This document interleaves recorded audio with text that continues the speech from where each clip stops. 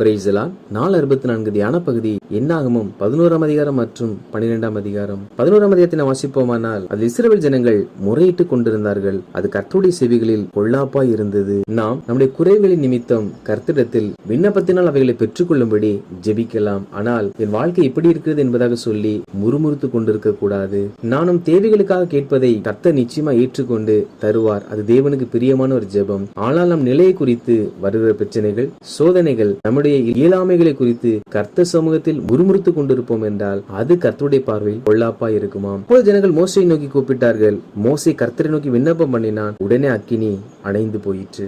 அக்கினி ஜனங்களுக்குள் தான் பட்சிக்கிறது. அவர்கள் கர்த்தர் நோக்கி கூப்பிட்டு இருப்பார்கள் என்றால் கர்த்தர் அவர்களுக்கு பதில் கொடுத்து அக்கினி நிறுத்தி இருப்பார். ஆனால் ஜனங்கள் கர்த்தர் நோக்கி கூப்பிடாமல் மோசை நோக்கி கூப்பிட்டார்களாம். இந்நாட்டிலும் கூட சில கிறிஸ்தவர்கள் அப்படி இருப்பார்கள். அவர்கள் தெய்வ சமூகத்தை தேட மாட்டார்கள், ஜெபிக்க மாட்டார்கள். அவருடைய எல்லா தேவைகளுக்கும் வேறொரு நபர் ஜெபிக்க வேண்டும் என்பதே அவர்களுடைய அபிப்பிராயமாகும். கர்த்தர் ஜனங்களாகிய நாம் பிறர் நமக்காக ஜெபித்தாலும் நாம் தேவன் நோக்கி ஜெபிக்கிறவர்களாய் காணப்பட வேண்டும். காரணம் என்னவென்றால், நாம் தேவன் நோக்கி ஜெபிக்கும் பொழுதுதான் நமக்கும் தேவனுக்கும் நடுவே நல்ல ஒரு உறவு, ஒரு ஐக்கியம் ஏற்படும். இவைகளுக்கு பின்பு அவர்களுக்குள் இருந்த பல ஜாதியான அந்நிய ஜனங்கள் மிகுந்த இச்சையுள்ளவர்கள் ஆனார்கள். அதாவது இஸ்ரவேல் ஜனங்கள் எகிப்திலிருந்து வரும்போது அவர்களோடு கூட வேறு இஸ்ரவேல் அல்லாத ஜாதியார்களும் கூட வந்தார்களாம். அவர்கள் இச்சையுள்ளவர்களாக மாறினார்களாம். இதன் விளைவு என்னவென்றால், இஸ்ரவேல் புத்திரர் திரும்ப அழுது, நமக்கு இறைச்சியை புசிக்க கொடுப்பவர் யார்? நம் எகிப்திலே அறியாமில்லாமல் சாப்பிட்ட மச்சங்களையும் வெள்ளரிக்காய்களையும் கொமட்டி காய்களையும் கீரைகளையும் வெங்காயங்களையும் வெள்ளை பூண்டுகளையும் நினைக்கிறோம். இப்பொழுது நம்முடைய உள்ளம்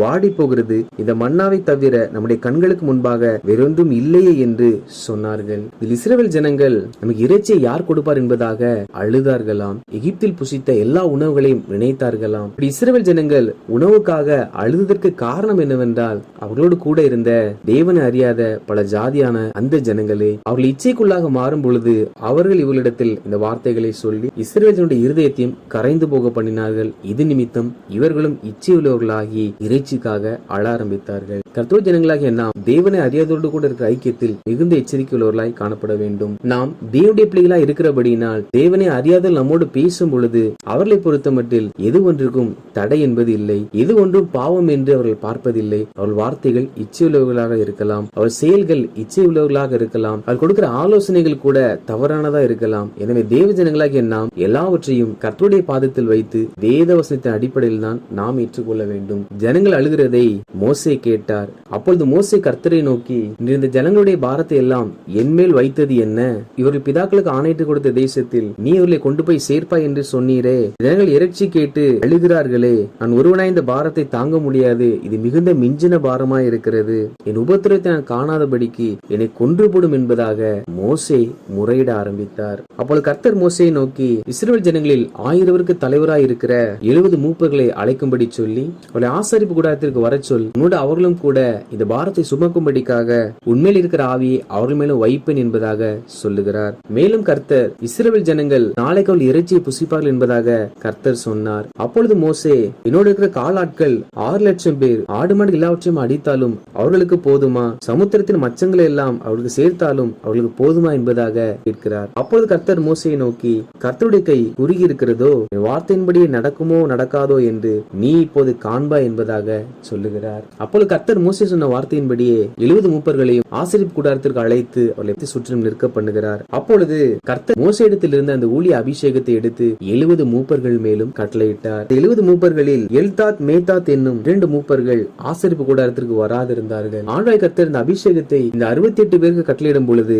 ஆசரிப்பு கூடத்துக்கு வராத அந்த 2 மேலும் அந்த அபிஷேகம் இறங்கினது. அப்பொழுது சிறுவன் வந்து இந்த காரியங்களை மோசேக்கு அறிவிக்க, அப்பொழுது யோசுவா, என் ஆண்டவனாகிய மோசேயே அவர்களை தடை பண்ணும் என்பதாக சொல்லுகிறான். அப்பொழுது மோசே, கர்த்தருடைய ஜனங்கள் எல்லாரும் தீர்க்கதரிசனம் சொல்லத்தக்கதாக கர்த்தர் தம்முடைய ஆவி அவர்கள் மேல் இறங்க பண்ணினால் நலமாயிருக்குமே என்பதாக சொல்லுகிறார். இதில் மோசே ஒரு சிறந்த தலைவன் என்பதை வெளிப்படுத்துகிறார். அதாவது தான் மாத்திரம் எல்லாவற்றையும் செய்ய வேண்டும் என்று நினைக்காமல் கர்த்தர்களை அபிஷேகித்ததையும் அந்த அபிஷேகத்தின் நிமித்தம் தீர்க்கதரிசனம் சொன்னதை மோசே கேட்ட பொழுது அவர் பொறாமைப்படாமல் அவர் சந்தோஷப்படுகிறவனாய் இருந்தார். இதுவே ஒரு நல்ல தலைவருக்கு அடையாளம். இவைகளுக்கு பிற்பாடு கர்த்தர் மோசேயிடத்தில் சொன்னபடியே ஒரு கீழ்காற்று புறப்பட்டு சமுத்திரத்திலிருந்த காடைகள் எல்லாம் அடித்து கொண்டு பாளையத்தில் போட்டதாம். 2 முழ உயரமளவும் பாளையம் முழுவதும் காடைகளால் நிறைந்திருந்தது. இஸ்ரவேல் ஜனங்கள் எல்லாரும் அதை எடுத்து அதை அவள் சமைத்து அவள் புசித்துக் கொண்டிருக்கும் பொழுதே கர்த்தருடைய கோபம் அவர்களுக்குள்ளே மூண்டதாம். கர்த்தர் ஜனங்களை பெரிய வாதையினால் வாதித்தார். யாரை வாதித்தார் என்றால் இச்சித்த ஜனங்களே. அதாவது இஸ்ரவேல் ஜனங்கள் எல்லாரும் மாம்சம் கேட்டு அளவில்லை, அதில் சிலர் மாத்திரம் இச்சைக்குள்ளாகி முறுமுறுத்து கொண்டிருந்தார்கள். அவர்கள் எல்லாருக்கும் இறைச்சியை கொடுத்து பின்பு கர்த்தர் அவர்களை தண்டிக்கிறதை நம்மால் இதில் பார்க்க முடியும். இதற்கு பின்பாக அவர்கள் கிப்ரோத் அத்தாவாவை விட்டு ஆசரோத்துக்கு பிரயாணம் பண்ணி அங்கே தங்கினார்கள். 12ஆம் அதிகாரத்தை வாசிப்போமானால் அதில் மோசே எத்தியோப்பிய தேசத்து ஸ்திரியை விவாகம் பண்ணியிருந்தார். இது நிமித்தமாக மிரியாமும் ஆரோனும் அந்த ஸ்திரீ நிமித்தமாக மோசேக்கு விரோதமாய் பேசினார்களாம். அப்பொழுது கர்த்தர் அதை கேட்டாராம். அவர்கள் கர்த்தரிடத்தில் பேசவில்லை, மோசேயிடத்தில் தான் பேசினார்கள். ஆனால் கர்த்தர் அதை கேட்டாராம். அதாவது கர்த்தருடைய ஜனங்களாகிய நாம் பேசுகிற ஒவ்வொரு வார்த்தைகளும் கர்த்தர் கேட்பார். காரணம் அவர் எப்பொழுதும் நம்மோடு கூட இருக்கிறார். எனவே நாம் யாருக்காவது எதிராய் பேசினாலும், யாரையாவது குறித்து நாம் குறை பேசினாலும், அது எல்லாவற்றையும் கர்த்தர் தம்முடைய செவிகளினால் கேட்கிறவராய் இருக்கிறார். மோசே குறித்து சொல்ல வேண்டும் என்றால், மோசே பூமியில எல்லா மனிதனை காட்டிலும் மிகுந்த சாந்தமுள்ள ஒரு மனிதனாய் இருந்தார். எனவே மோசே அவர்களுக்கு எதிராக எந்த ஒரு வார்த்தைகளையும் சொல்லவில்லை. ஆனால் கர்த்தர் மோசே, ஆரோன், மிரியாம் என்பவர்களை நோக்கி, நீங்கள் 3 பேரும் ஆசரிப்பு கூடாரத்திற்கு புறப்பட்டு வாருங்கள் என்பதாக சொன்னார். கர்த்தர் சொன்ன வார்த்தையின்படி 3 பேரும் சென்றார்கள். அப்பொழுது கர்த்தர் மேகத்தூணில் இருந்து இறங்கி ஆரோனையும் மிரியாமையும் உள்ளே வரும்படி அழைக்கிறார். அவர்கள் இருவரும் உள்ளே செல்லுகிறார்கள். அப்பொழுது கர்த்தர் ஆரோனோடும் மிரியாமோடும், உங்களுக்குள்ளே ஒருவன் தீர்க்கதரிசியா இருந்தால் கர்த்தராகிய நான் தரிசனத்தில் என்னை அவனுக்கு வெளிப்படுத்தி சொப்பனத்தில் அவனோட பேசுவேன். அதாவது தேவனுடைய தாசனிடத்தில் கர்த்தர் தரிசனத்தின் மூலமாய் தன்னை வெளிப்படுத்துவாராம், சொப்பனத்தின் மூலமாய் பேசுவாராம். அப்படி என்றால் தரிசனமும் சொப்பனமும் தேவன் தன்னை வெளிப்படுத்துவதற்கும் தேவன் நம்மோடு பேசுவதும் ஆகும். எனவே நாம் பார்க்கிற தரிசனங்களையும் நாம் காண்கிற சொப்பனத்தையும் குறித்து கவனம் உள்ளவர்களாய் இருக்க வேண்டும். இதை கர்த்தர் சொல்லி, நான் அவனோடு மறைப்பொருளாய் அல்ல முகமுகமாகவும் பிரத்யட்சமாகவும் பேசுகிறேன், அவன் கர்த்தரின் சாயலை காண்கிறான். அதாவது எல்லாரோடும் தரிசனத்தினால் சொப்பனத்தினால் பேசுகிறவைகள் மறைப்பொருளாகுமாம்.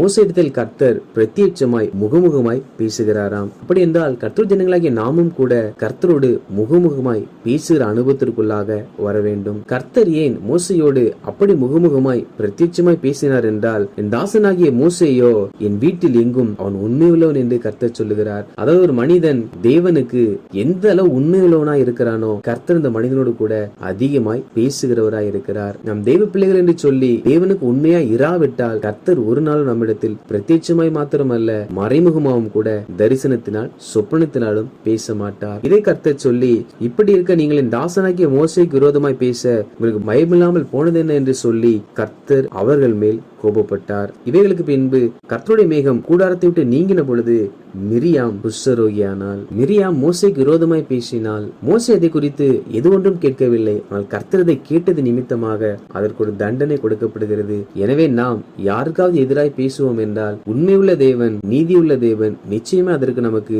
சில சிக்ஷைகளை நம்முடைய வாழ்க்கையில் அனுமதி கொடுத்து அவர் நம்மை உணரச் செய்கிற தேவனாய் இருக்கிறார். எனவே நாம் யாருக்கும் எதிராக பேசாமல் உண்மையுள்ளவர்களாய் காணப்பட வேண்டும். அப்பொழுது ஆரோன் மோசேயை நோக்கி, நாங்கள் பாவம் செய்தோம் என்பதாக சொல்லுகிறார். உடனே மோசே கர்த்தரை நோக்கி, என் தேவனே அவளை குணமாக்கும் என்று கெஞ்சினானாம்.